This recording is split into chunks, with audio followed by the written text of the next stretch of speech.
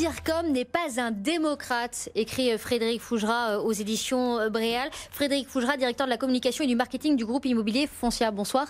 Bonsoir Pauline. Frédéric Fougera, merci d'être avec nous. La crise, justement, la crise et l'avenir de la communication. Écrivez-vous, en cette période de coronavirus, qui est compliquée pour un certain nombre de boîtes, on vient d'en entendre l'incarnation avec le patron de l'équipementier GIS. Quels conseils vous donnez aux boîtes dans cette période, Frédéric Fougera ? Alors déjà, c'est compliqué pour, je pense, l'ensemble des entreprises aujourd'hui, puisqu'il ne s'agit pas seulement d'avoir des sites éventuellement de production ou de vente à l'étranger ou dans les pays sensibles, mais maintenant, c'est aussi la difficulté de gérer et d'anticiper les retours de collaborateurs qui ont pu se rendre, ou de clients d'ailleurs, qui ont pu se rendre dans ces pays. Donc la crise, elle concerne aujourd'hui tout le monde.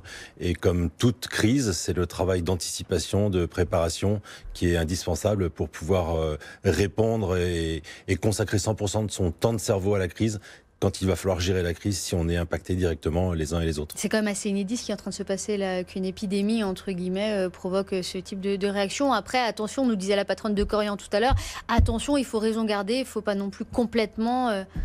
s'affoler. C'est exactement ce qu'il faut faire dans toute situation de crise, c'est être capable d'avoir du recul, savoir faire preuve de discernement et ne pas être dans la précipitation et du coup certainement dans l'erreur. Ouais, la communication de crise, dites-vous, est l'avenir de votre métier parce que cela lui donne de fait une légitimité. Oui, c'est vrai, la communication souffre d'une image ancienne qui laissait imaginer qu'en fait c'était le métier que chacun pouvait faire. Il suffisait d'avoir une belle gueule, parfois souvent d'être une fille.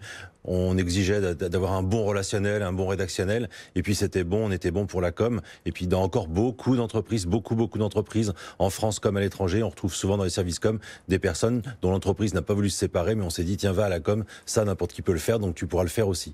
Quand il s'agit de gérer la crise, c'est tout à fait différent. Et là, les communicants occasionnels prennent beaucoup de recul. Les gens qui ont un avis sur tout et qui passent leur journée à dire j'aime, j'aime pas, ces gens-là ont tendance à disparaître très vite en cas de situation de crise. Et là, on dit ah non, mais ça c'est la com. Ouais. Ça c'est la com qui gère. Et là, du coup, ça confère une légitimité.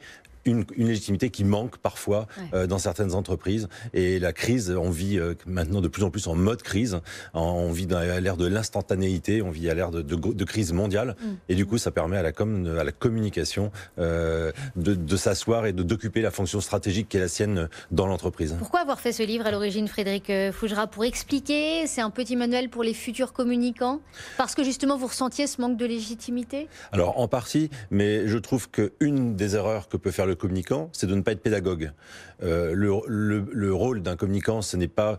En réponse au titre un brin provocateur de ce livre, ce n'est pas un dictateur, mais c'est quelqu'un qui doit savoir... Un DIRCOM n'est pas un démocrate. Voilà, un DIRCOM n'est pas un démocrate, ça ne veut pas dire que c'est un dictateur, mais c'est un décideur et c'est quelqu'un qui doit savoir dire non. Mais on ne peut pas se contenter de dire non, il faut aussi expliquer pourquoi non et comment les choses vont se passer. Donc je pense qu'on a beaucoup de pédagogie à faire, on est aussi en partie responsable de l'incompréhension, de la méconnaissance de notre métier, et c'était une façon de partager avec un support particulier, autant auprès c'est très didactique et voilà, et c'est facile à lire et on comprend plein de choses. La marque employeur, dites-vous, c'est un terme quand même qu'on entend souvent, ça n'existe pas. Mais oui, expliquez-vous, Frédéric. Je défie quiconque à me présenter une marque employeur. Il y a de la communication employeur, il y a de la stratégie employeur, mais une marque employeur, ça n'existe pas. C'est absolument virtuel. Chez la marque BFM Business, c'est BFM Business et sa marque employeur, c'est BFM Business. Et jamais quiconque n'a été capable de me présenter une marque employeur qui serait différente de la marque d'entreprise. Donc c'est un abus de langage. J'insiste un peu et j'appuie un peu fort sur ce sujet. Mais les mots ont un sens.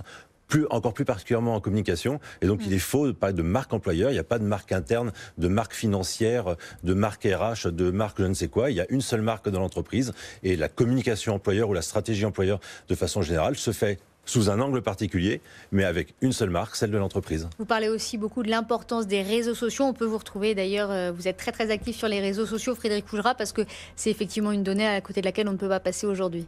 C'est une donnée à côté de laquelle on ne peut pas passer et pourtant certains... Et qu'il faut savoir manier. Et pourtant certains passent à côté. Alors il est préférable de savoir manier, effectivement. Mais là aussi vous donnez des conseils et c'est vraiment... C'est vraiment très, très, très bien écrit et très fourni. Merci beaucoup, Frédéric Fougera, d'avoir été avec nous aujourd'hui. Un Dircom n'est pas un démocrate, écrivez-vous et publiez-vous aux éditions Bréal. Merci d'être venu nous l'expliquer, d'être venu nous le raconter. Merci, Restez avec nous, Inside Weekend continue dans un instant. Les informations avec Jean-Christophe Roisset, puis on retrouvera les Insiders. À tout de suite.